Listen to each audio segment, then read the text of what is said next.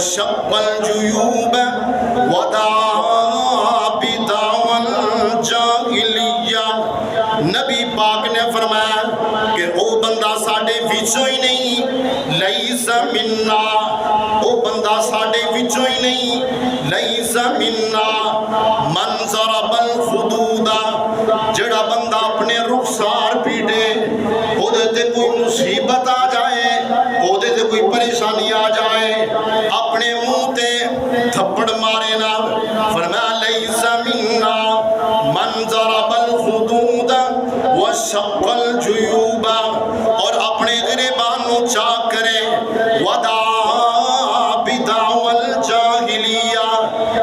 نبی پاک نے فرمایا اے جاہلیت دے بیان نے، اے جو کچھ بھی ماتم کرنا اے جاہلیت کے زمانے دے اندر سی.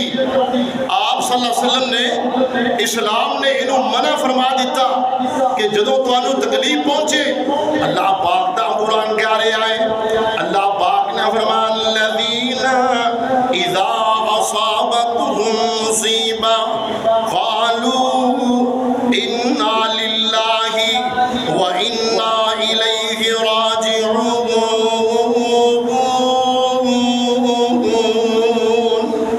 مومن بندے نے تکلیف پہنچے، پریشانی آ جائے تے او پڑھتا انا للہ وانا الیہ راجعون.